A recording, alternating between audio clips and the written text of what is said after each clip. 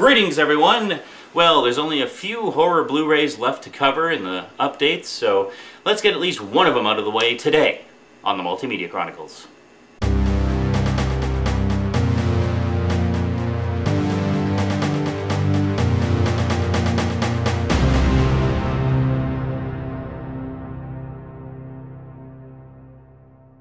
Welcome back.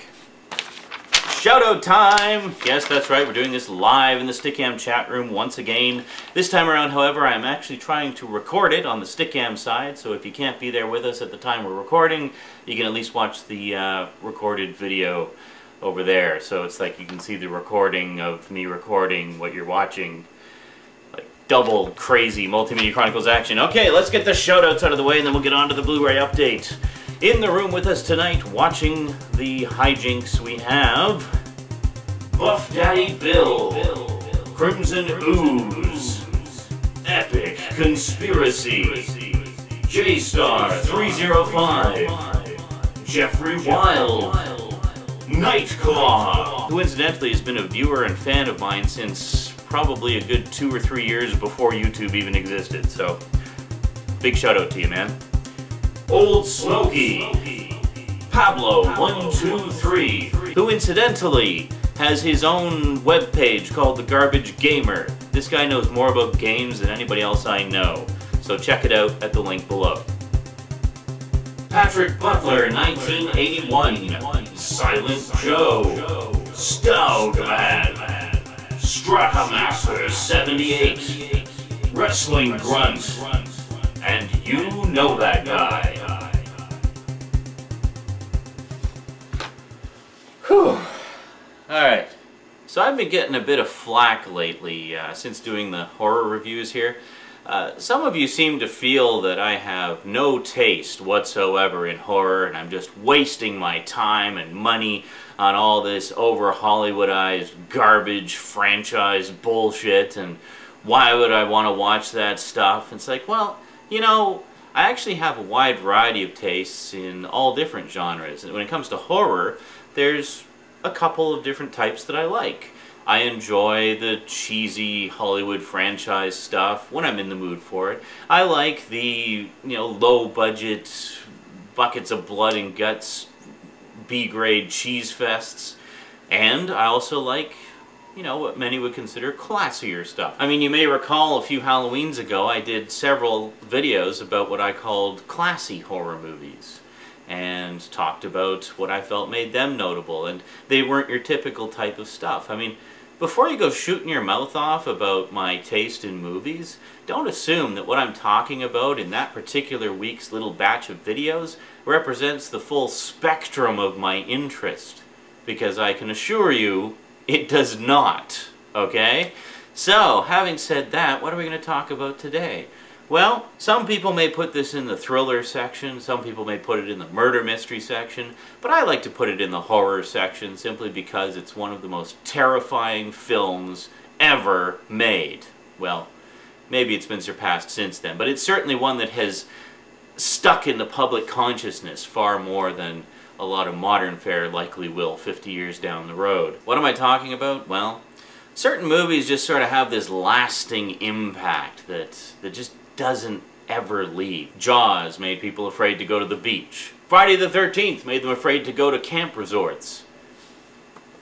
And Psycho made the world terrified to take a shower. So this, of course, is the 50th anniversary of the terrifying suspense, horror, mystery classic from the master of suspense, horror, and mystery, Alfred Hitchcock.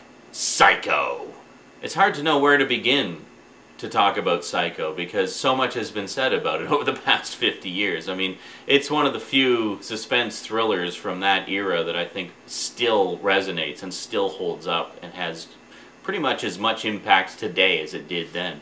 I mean, it's just a testament to what a fantastic director Alfred Hitchcock was. The fact that people still watch this today, having never seen it before, in our supposedly more enlightened and jaded age, and after seeing it, they're terrified to go and take that shower before bed, It's just one of those perfect horror films that I always talk about that gets under your skin and stays with you long after the lights have come up and everybody's gone home, So this Blu-ray edition is about as definitive as it gets. I had the DVD edition of this a few years back, and it was pretty decent. I don't think it was actually anamorphic widescreen. It was an old 4x3 letterbox transfer. I mean, it was still widescreen, but it was, you know, the old letterbox instead of anamorphic. If you don't know the difference between letterbox and anamorphic, I'm so tired of explaining it in the comments. Please just hit Wikipedia. They got tons of articles about it. Or browse thedigitalbits.com, because they have tons of articles about it too. Now that DVD edition that I had actually did have quite a good selection of extras, and as far as I can tell, everything that was on that is on this. Plus there's a few more things as well. I don't have it anymore, so I can't really do a comparison, but whatever. Suffice it to say, if you're looking for the definitive version of Psycho, this is definitely the one to get, for several reasons. I mean, first off, of course, it's loaded with extras. Second off, it is an absolutely pristine transfer. There haven't been a lot of Alfred Hitchcock movies that have made their way to Blu-ray yet, but the few that have are stunning, and this one is absolutely no exception. You may be wondering, well, it's black and white. How good can a black and white film look on Blu-ray? Well, remember that DVD versus Blu-ray 1080p comparison video I did? Remember the difference between the DVD version of the General, between that and the Blu-ray edition? It's kind of like that. Yeah, pretty damn stunning, if you recall. Well, this is no exception to that. It is absolutely beautiful. I mean, film grain is as it should be. I mean, for God's sake, in the opening rain shots, when she's driving through the rain and everything, there's a lot of rain in this movie, you can see, like, every drop of rain. It's just fantastic. I mean, the level of detail is just jaw-dropping. Play this on the biggest screen you can find and be amazed. So yeah, you will not be disappointed with the transfer quality on this. Now, as for the audio, this actually has a brand new 5.1 surround mix. The main thing, of course, that benefits from that remix is the music. The absolutely stunning score by Bernard Herrmann. I mean, everybody knows the murder scene sound, you know, the whole like screeching strings. But there's a lot more to the score than that. I mean, right from the opening titles, you know you're in for a ride. I mean, it is just a driving, pounding, relentless score that immediately sucks you in and is as much a part of the film as the visuals and everything else. I mean, Hitchcock worked with Bernard Herrmann on a few films, and this is just one of those occasions where you have two masters of their respective craft at the height of their creative power collaborating in a way that works just so damn flawlessly. I mean, the music and the visuals and everything just mesh together so perfectly and create this cohesive whole of a cinematic experience that you don't see very often. And I think that's one of many, many reasons why Psycho holds up so well, is it was just a perfect union of those creative forces at the perfect time. The other thing that I thought was pretty interesting was when Psycho was originally put out in theaters, Hitchcock said just kind of offhandedly that he didn't want people going to see it unless they saw it from the beginning. The reason being, without giving anything away, there's a huge twist, like right in the middle of the damn movie, that if you come in partway through, you're not going to get the full impact of that and what it means. You really do need to see it from the beginning. But Hitchcock just said it kind of as an offhanded remark, but very wisely, the marketing boys latched onto that idea and made it part of the marketing campaign. So much so that they made a deal with all theaters that were showing Psycho that they would not allow anybody into the theater after the movie had started. So part of the campaign was to say, you absolutely have to see this from the beginning or you will not be permitted in the theater. And that wasn't enough. The added kicker was, do not, under any circumstances, give away the surprise ending of this film. So it just built this whole mystique around it, and people were like, oh my god, we have to see what this is all about. Why can't we see it unless it's from the beginning? What's the big deal about the ending, you know? I mean, nobody will tell me what it is. So this is a pretty brilliant bit of marketing, you know? So Psycho was a huge hit in the theaters, and it's been considered a classic ever since. And again, this was just the culmination of this perfect collaboration of artistic forces, having the marketing department right in sync with that and marketing it pretty much perfectly to get the maximum response from the audiences. So the added bonus, of course, was the fact that unlike a lot of occasions where you have excessive marketing hype and gimmickry to get you to go see the movie, people would fall for the gimmicks in Psycho's case, and it was a really good movie. So, oh my god, they're putting all this effort into properly marketing and gimmickly marketing. Not gimmickly, that's not even a word. But anyway, a movie that's actually good and would probably stand on its own without all the gimmickly marketing. You know? I guess gimmicky would be the word. Well, whatever, I invented a word. So yeah, I mean, that would have been awesome. I would have loved to have been alive when this came out originally and old enough to go see it. Okay, so let's go into some detail about the Blu-ray itself. I've already talked about the audio and video, which are fantastic, absolutely fantastic. So let's just take a quick look at the cover. Got all the features. As you can see, there's like a ton of special features on here. Beautiful cover, which we've been staring at for 10 minutes. And we'll just open her up. There's really nothing to speak of on the inside. This is like the one place where they skimped, but whatever. Not even any inner artwork, but oh well, whatever. So what do we got? I take my glasses off to read because I'm nearsighted, which means I can see things when they're close up but not far away. So I only need them to see things that are far away. It's better if I take them off when I read. So what do we have for bonus features? We have the making of Psycho, which is a pretty lengthy featurette. Psycho's sound, all about the sound design. In the Master's Shadow, Hitchcock's legacy. Hitchcock and Truffaut interview excerpts. Newsreel footage, the release of Psycho, so you get to see some of the hubbub about when it was in theaters. The shower scene storyboards by Saul Bass. Yeah, there's a ton of stuff about the shower scene. You know what's kind of funny is the shower scene is considered like one of the most memorable scenes in horror movie history. The entire scene lasts about a minute. 1 minute. That's it. And the actual murder part of the scene is only about 20 seconds. 20 seconds that has been burned into the brains of everybody who has ever seen it for the rest of their lives.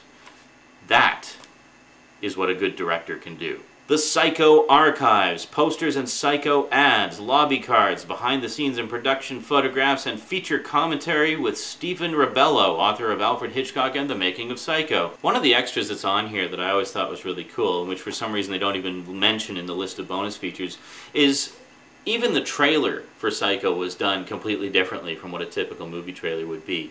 Instead of it just being a series of clips from the movie, they had a few clips from the movie, but Hitchcock decided to do something unique and interesting for the audience. He really liked to play with his audience and have fun with the whole thing and make it more of an experience for people.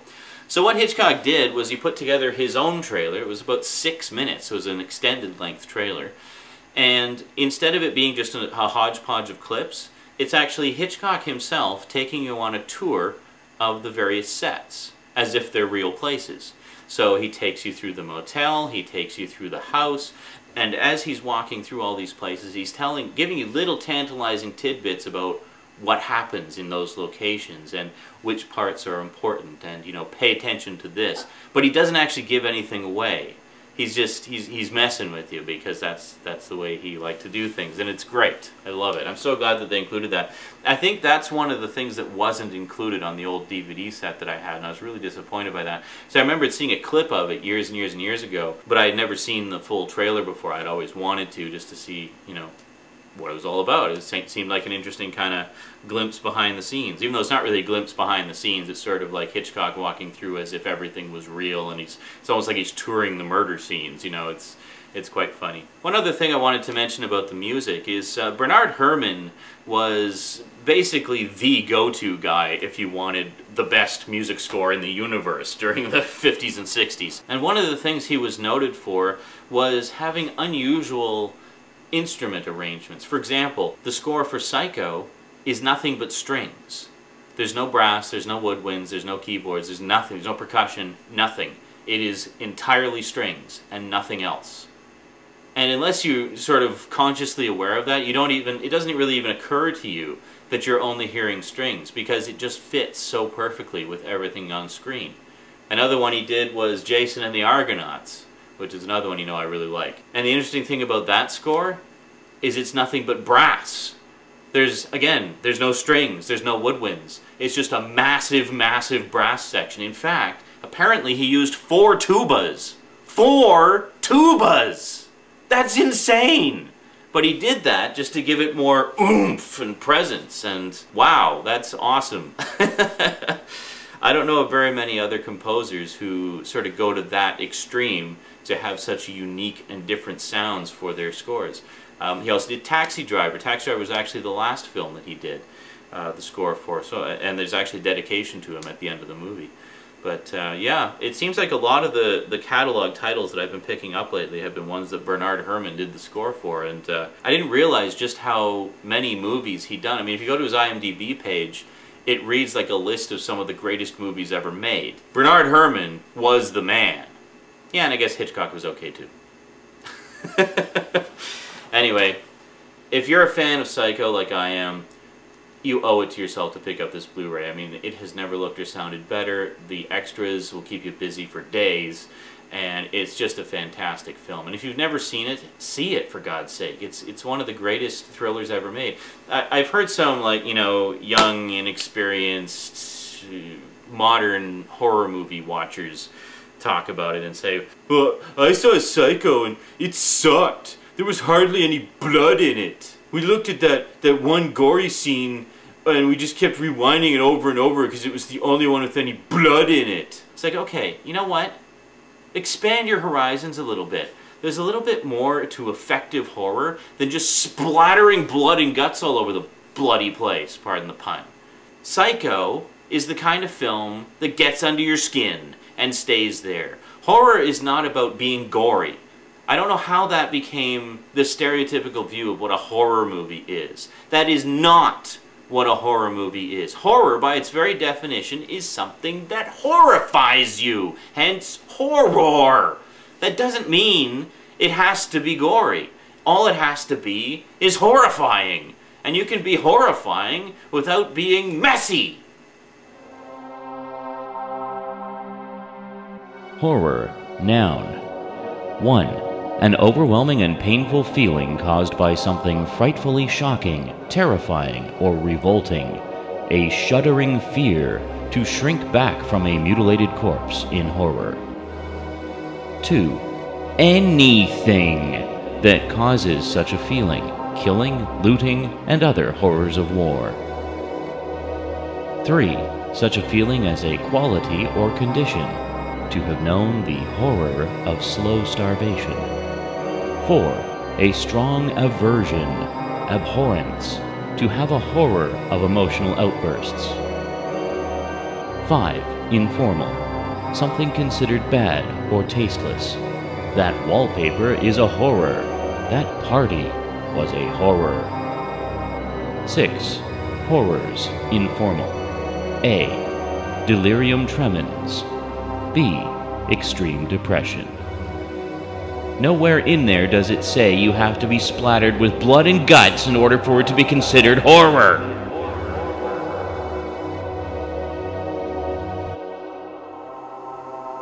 So kiddies, try to think outside the box a little bit.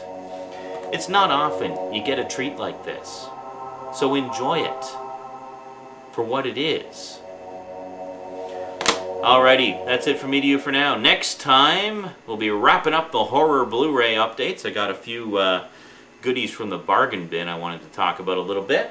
And then we'll move on to another genre, which I'm sure will disappoint those of you who have been enjoying the horror movies, and those of you who have been waiting for me to get onto something else are probably breathing a huge sigh of relief now. Like, thank God! Finally, he'll be finished the damn horror movies. Yeah, well, it's blame me being fancy with the display. I just didn't want to take all this down until I finished all those reviews. I don't know, whatever. Anyway, see you guys next time. Until then, thanks for watching, and sayonara.